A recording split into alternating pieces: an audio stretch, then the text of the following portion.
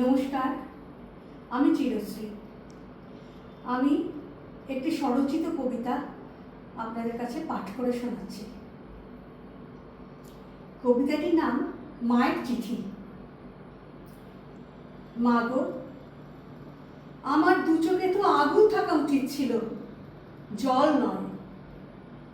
কিন্তু মারে, চোখের জলে যে চারদিক ঝাপসা হয়ে যাচ্ছে।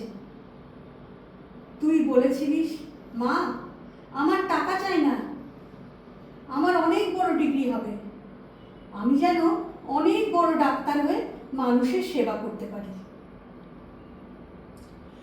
তুই প্রত্যেক সপ্তাহে 36 ঘন্টা টানা হসপিটাল ডিউটি করে বাড়ি ফেরার পথে আমায় ফোন করতিস, মা আজ কি রান্না করেছ? আমি এসে গেছি মা, তাড়াতাড়ি ভাত বাড়ো, আমরা একসঙ্গে খাবো। আর তো কেউ কখনো বলবে না, তোর জামাগুলো থেকে তোর গায়ের ঘ্রাণ নি, তোর ঘর, তোর বইপত্র থেকে তোর স্পর্শ অনুভব করি। উন্মত্ত হায়নার দল তোকে খুবলে খেলো, তোকে খুন করলো। রাতের পর রাত ঘুমোতে পারি না মারে।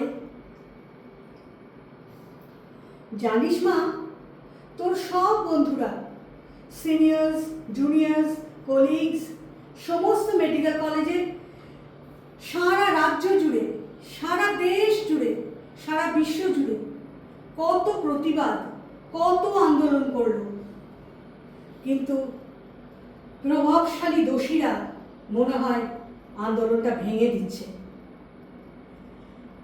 তুই হয়তো একটা কেস নাম্বার হয়েই থেকে যাবি পুলিশ ফাইলে। কিন্তু না, আমাদের বুকে দাউ দাউ করে আগুন জ্বলছে। সঠিক বিচার না হওয়া পর্যন্ত আমরা থামবো না। চোখের জলে যে চারদিক ঝাপসা হয়ে আসছে মারে, কিন্তু আমার চোখে তো আগুন থাকা উচিত ছিল, জল নয়।